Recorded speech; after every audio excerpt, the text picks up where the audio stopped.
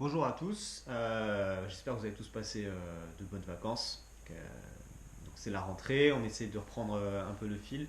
Et aujourd'hui, je voudrais vous parler d'un thème qui me tient à cœur, l'apprentissage des langues. Donc, vous savez que je suis un passionné de langue. Et voilà, tout d'abord, aujourd'hui, les langues, on ne peut pas vraiment s'en passer. Avant, voilà, c'était un peu un luxe de pouvoir parler anglais.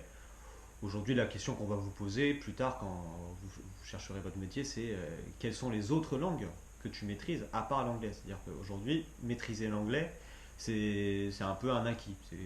Ah, tu parles pas anglais? Mais pourquoi? Enfin, voilà. Quand vous voyagez, quand vous êtes en vacances ou au travail, voilà, c'est indispensable. D'accord. Dans le monde d'aujourd'hui, on ne peut pas s'en passer, qu'on le veuille ou pas. Et donc aujourd'hui, je voudrais vous parler un peu du rapport des langues et de l'école. Alors, ce que je vais dire, ça va être un peu bizarre vu que je suis quand même maître d'école. Euh, mais je vais vous dire un secret. Voilà. L'école, vous n'allez pas apprendre les langues grâce à l'école.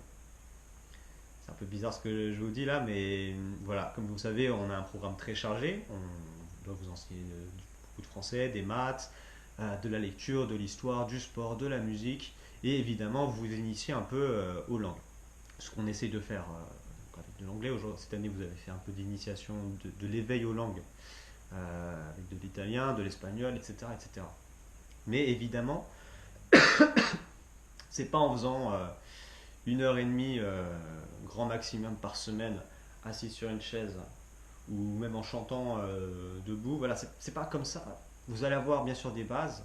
Je dis pas que ça sert à rien d'apprendre les langues à l'école, mais si vous voulez vraiment avoir une bonne maîtrise, pas forcément être bilingue, mais pouvoir vous débrouiller dans une langue dans votre vie de tous les jours, ça ne suffit pas. D'accord, ça il faut le savoir. Moi, si je prends mon exemple personnel, j'ai appris l'allemand à l'école, au collège, au lycée. Donc de la quatrième jusqu'à la terminale, ça me fait 8 ans presque d'allemand. Euh, bon, bah, personnellement, je ne pourrais pas vraiment. C'est un peu la langue que je maîtrise le moins. Alors que j'ai appris par moi-même après les études, donc l'espagnol et l'italien, avec des méthodes que je vais vous décrire. Et aujourd'hui, je maîtrise, alors, je ne suis pas non plus bilingue, mais je me débrouille parfaitement dans ces deux langues, bien mieux que l'allemand. Donc, en gros, qu'est-ce qui ne va pas avec l'apprentissage des langues des gens et à l'école en général? C'est que vous êtes dans une démarche un peu passive. D'accord. Vous êtes assis sur votre chaise, hop, c'est le cours d'anglais, et allez, apprends-moi l'anglais ou apprends-moi l'espagnol. Alors, une langue, bien sûr, c'est le rôle d'un professeur de vous donner cette démarche. Je ne suis pas en train de la critiquer, cette démarche, d'accord. Mais cette démarche un peu passive, d'accord, vous attendez, un peu comme si on vous donnait de la nourriture, tiens, je te donne un peu d'anglais, un peu d'espagnol, retiens. Une langue, c'est pas comme ça que ça marche, d'accord. Une langue, il faut vraiment avoir une démarche active. Et ça, quand on est à l'école, ça ne suffit pas, malheureusement. Pour moi, la clé, c'est vraiment la régularité. Alors, je vous l'ai déjà dit en classe, mais je le répète. Il vaut mieux quelqu'un qui fasse 5 minutes, voire même 3 minutes d'anglais, d'espagnol, d'italien, mais tous les jours, d'accord, régulièrement, même le week-end, d'accord, que quelqu'un qui fasse voilà, 2 heures une fois par semaine. En termes de mémoire, votre cerveau, il va beaucoup mieux progresser si tous les jours vous avez en anglais ce qu'on appelle un input, que ce soit de l'écoute, d'accord, on écoute des films, une petite série, euh, on connaît un ami espagnol, donc on va lui parler par Skype, alors je vais vous présenter justement une application, justement, mais vraiment la clé c'est d'être régulier, d'accord, et surtout de ne pas avoir trop de jours sans apprentissage de la langue. Et je pense que c'est ça le problème avec l'apprentissage des langues à l'école, c'est que voilà, nous, le cours d'anglais, des fois c'est une fois par semaine, voire des fois, vous savez très bien que quand les autres matières sont chargées, le cours d'anglais il saute. Pareil pour l'éveil aux langues, c'est pas en faisant une fois, nous on fait quoi? C'est le jeudi qu'on fait l'éveil aux langues.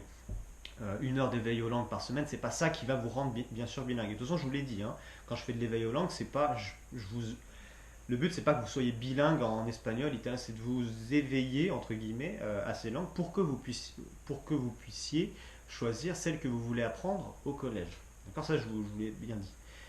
Alors maintenant, vous allez arriver au collège et vous allez devoir choisir une des langues. Je sais qu'il y en a qui vont prendre du chinois, d'autres qui vont faire de l'espagnol, peut-être de l'allemand, de l'italien.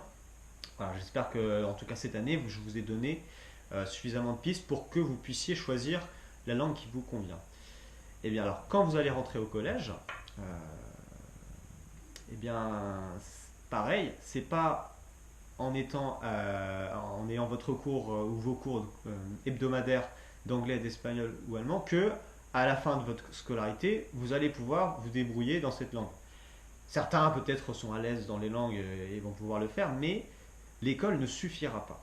D'accord, je vous le dis clairement, c'est un professeur qui vous le dit, c'est l'enseignement des langues à l'école ne suffit pas. D'accord.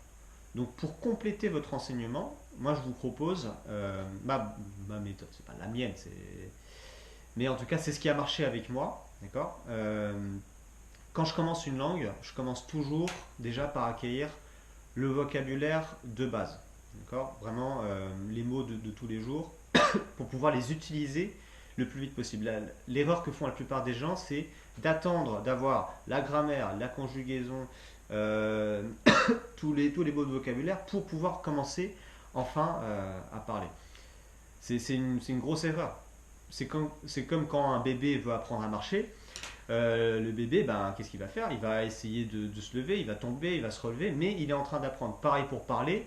Un enfant de 2 3 ans, bon, peut-être 1 an et demi, on commence à parler faire 1 an et demi, il ne va pas attendre de comprendre l'imparfait, le passé composé pour pouvoir dire des phrases. Il ne va pas dire maman j'ai faim, oh tiens je suis en train d'utiliser le verbe avoir à la première personne. Voilà, il va pas se dire ça le bébé.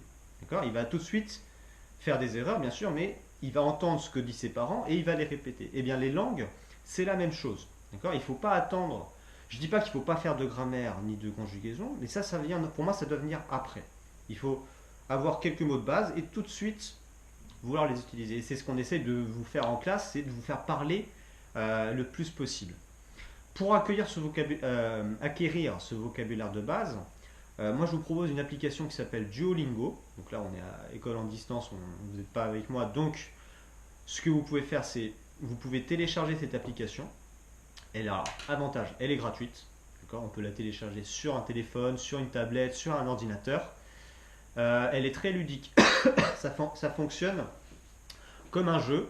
C'est-à-dire que vous allez avoir des barres. Alors déjà, vous pouvez choisir votre niveau. Donc normal, intermédiaire, avancé. Et votre régularité. C'est-à-dire si vous voulez en faire juste un petit peu, vous pouvez faire, il y a version 5 minutes par jour. 5 minutes, je pense, dans une journée, c'est rien.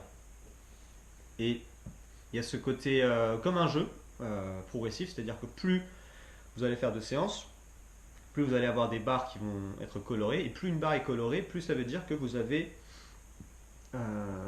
acquérir ce vocabulaire. Et il y a ce côté un peu ludique, c'est comme un jeu, il faut vous atteignez des niveaux, en fonction des niveaux vous gagnez des lingots d'or, ces lingots d'or vous pouvez les échanger contre des prix, évidemment tout ça c'est gratuit, bien sûr il n'y a rien à payer, et en tout cas ça ne suffit pas bien sûr, c'est pas parce que vous avez fait quelques mois de Duolingo que vous allez être bilingue dans cette langue, mais pour acquérir les bases, et surtout pour avoir cette démarche de je fais un petit peu de cette langue. J'ai envie d'apprendre, je sais pas, l'allemand. J'en fais. Mais comme ça, je crée cette habitude dans mon cerveau de lui faire écouter de l'allemand, de jouer un petit peu, justement, grâce à cette application, tous les jours. D'accord. Après, bien sûr, quand vous avez ces bases consolidées, bon, moi c'est comme ça que j'ai commencé l'italien et l'espagnol.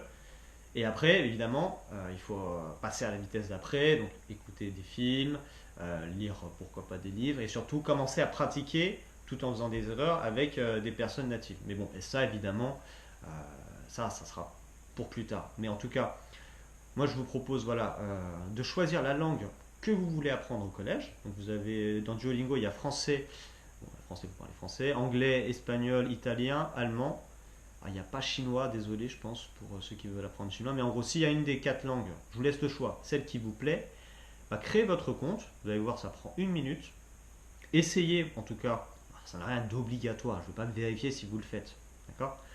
Mais je vous donne des pistes, d'accord, pour que vous puissiez commencer à apprendre une langue, mais plutôt compléter votre apprentissage des langues à l'école. Parce que comme je l'ai déjà dit, euh, aller à l'école, faire 2 3 heures d'espagnol, d'italien sur les bancs d'école, du collège ou du lycée, malheureusement, ça ne suffira pas. En tout cas, si vous voulez avoir une bonne maîtrise. Et pour moi, euh, acquérir des bonnes bases via cette application Duolingo, en tout cas, c'est ce qui a marché pour moi, c'est ce qui marche pour plein d'autres personnes dans le monde qui maîtrisent les langues. Donc, je vous propose d'essayer. D'accord? Vous allez voir, vous n'avez rien à perdre. Vous avez du temps là. D'accord? On est encore en confinement jusqu'au 11 mai minimum. Donc, essayez cette application qui a marché pour moi, en tout cas. Et dites-moi ce que vous en pensez. D'accord? Allez, bonne journée. Au revoir à tous.